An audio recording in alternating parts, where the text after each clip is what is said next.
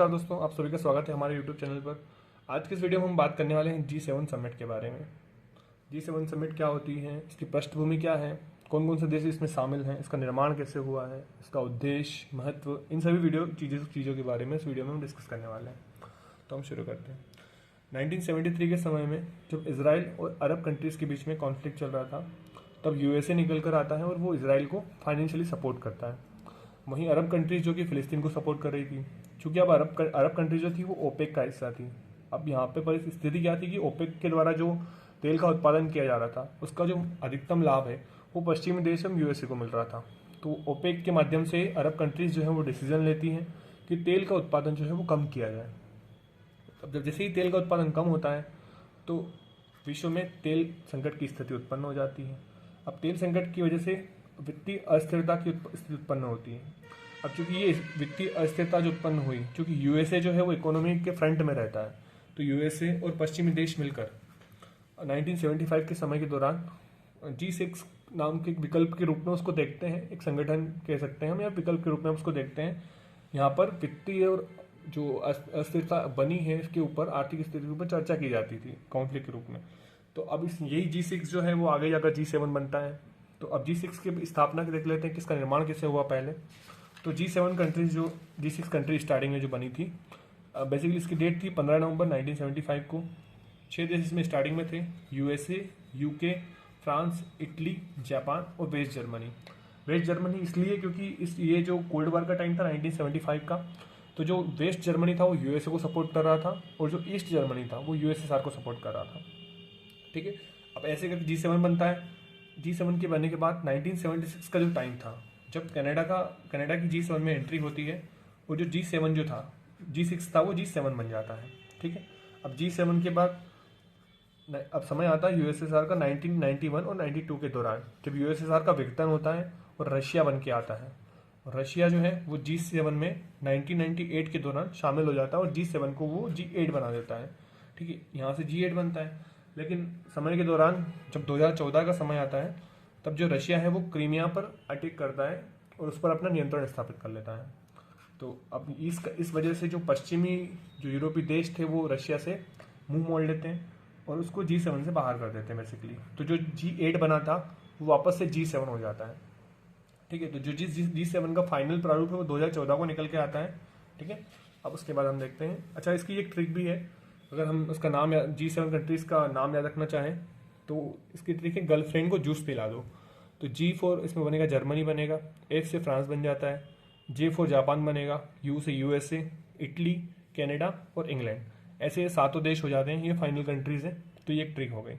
अच्छा, एक और चीज़ देखते हैं अब, जैसे G7 है, इसका कोई स्ट्रक्चर वगैरह है कि नहीं है वो, क्योंकि जो भी ऑर्गेनाइजेशन होता है उसके कोई स्थायी स्ट्रक्चर होते हैं, उसमें कोई हेड होता है, प्रॉपर हेड होता है, उसका हेडक्वार्टर होता है। तो इसका देखा जाता है, इसका कोई भी जो एक स्थायी स्ट्रक्चर नहीं है, ना ही इसका कोई हेडक्वार्टर है, सचिवालय भी नहीं है।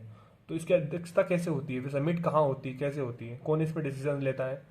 तो इसकी अध्यक्षता जो होती है रोटेट, जैसे बारी बारी से कंट्रीज इसकी अध्यक्षता करते रहते हैं। तो इस बारी की अध्यक्षता जैसे कनाडा कर रहा है, तो कनाडा में जो बैठक होगी उस बैठक के अंतिम दिवस में निर्णय ले लिया जाएगा कि अगली अध्यक्षता कहाँ होने वाली है। और जो भी कोई कंट्रीज की अध्यक्षता करने वाला होता है वो उसका अस्थायी कार्यालय बनाता है। ठीक है, इसका क्योंकि इसका स्थायी सचिवालय तो नहीं है, तो अस्थायी कार्यालय बनता है। बैठक के दौरान, बैठक समाप्ति पर कार्यालय भी समाप्त कर दिया जाता है। फिर जो अगली कंट्रीज को होस्ट करेगी, अगला कार्यालय वहाँ बनाया जाएगा। ऐसे इस तरीके से काम करता है। अब इसके उद्देश्य देख लेते हैं हम। तो G7 जो है ये बेसिकली आर्थिक एवं वित्तीय मामलों पर चर्चा के लिए बनाया गया था, क्योंकि इसकी स्थापना इसलिए हुई थी। तो इसका प्रमुख उद्देश्य होता है। लेकिन वर्तमान टाइम में देखा जा रहा है कि जो इससे बाहर निकलकर अपने, तो ये विदेशी सुरक्षा, विदेशी नीतियों के बारे में भी चर्चा करने लगा है। इसकी वर्तमान स्थिति भी देख लेते हैं एक बार। तो आपने नोटिस किया होगा कि G7 के अंदर जो मैक्सिमम कंट्रीज है, सारी की सारी डेवलपिंग कंट्रीज हैं, मतलब जो पूर्णतः विकसित हैं वो देश इसमें शामिल हैं।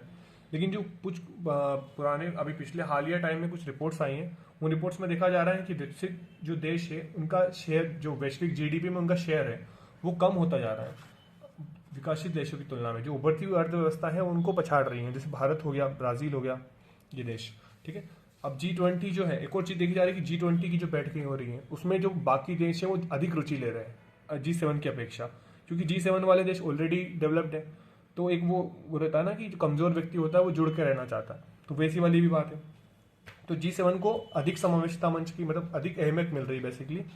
भारत की बात की जाए तो भारत जो सदैव से इसमें इसका हिस्सा तो कभी नहीं रहा, अब तो फिर भारत इस बैठक में क्यों शामिल हो रहा है? तो भारत को हमेशा से इनवाइट किया जा रहा है। 2003 से भारत को पहली बार इनवाइट किया गया था, तब से इनवाइटेड कंट्री के रूप में इसमें शामिल होता रहता है।